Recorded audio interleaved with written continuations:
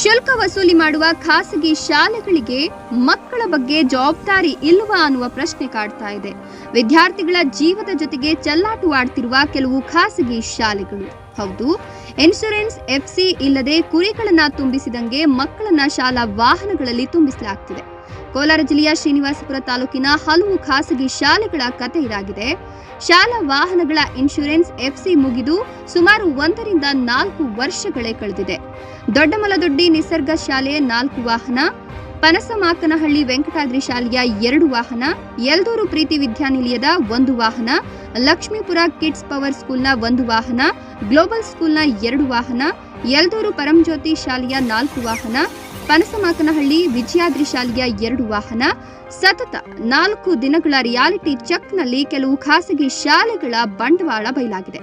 Reality check ನಂತರ 1-2 ಶಾಲಾ ಆಡಳಿತ ಮಂಡಳಿಗಳು ಇನ್ಶೂರೆನ್ಸ್ ಕಟ್ಟಿರುವ ಮಾಹಿತಿ ಇದ್ದು, ಬಹಳಷ್ಟು ವಾಹನಗಳಿಗೆ ಕಿಟಕಿಗಳಲ್ಲಿ ಮಕ್ಕಳು ಕೈ ಇಡದಂತೆ ಮುಂಜಾಗ್ರತೆ ವಹಿಸಿಲ್ಲ.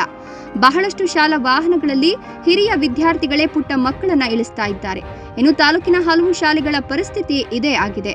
ಹೀಗಾಗಿ ಇದು ಆಡಳಿತ ಮಂಡಳಿಯ ನಿರ್ಲಕ್ಷ್ಯತನ ಅಲ್ವಾ ಅನ್ನೋ ಪ್ರಶ್ನೆ ಮೂಡ್ತಾ ಇದೆ. ಸಾರಿಗೆ ಇಲಾಖೆ ತನಿಖಾ ಠಾಣೆ ತಾಡಿಗೋಳ್ ಕ್ರಾಸ್ನಲ್ಲಿಯೇ ಹೋಗ್ತಿದ್ರು, ಯಾಕೆ ನಿರ್ಲಕ್ಷ್ಯತನ? ಅಧಿಕಾರಿಗಳ ನಿರ್ಲಕ್ಷ್ಯತನ ಹಲವು ಅನುಮಾನಗಳಿಗೆ ಎಡೆ ಮಾಡಿಕೊಡ್ತಾ ಇದೆ. ಇನ್ನು ಕ್ಷೇತ್ರ ಶಿಕ್ಷಣಾಧಿಕಾರಿಗಳು, ಸಾರಿಗೆ ಇಲಾಖೆಯ ಅಧಿಕಾರಿಗಳು, ಪೊಲೀಸ್ ಇಲಾಖೆ ಇತ್ತ ಕಡೆ ಗಮನ ಹರಿಸಿ ಮಕ್ಕಳ ಜೀವದ ಜೊತೆ ಚೆಲ್ಲಾಟವಾಡ್ತಿರುವ ಶಿಕ್ಷಣ ಸಂಸ್ಥೆ ವಿರುದ್ಧ ಕ್ರಮ ಜರುಗಿಸಬೇಕಿದೆ.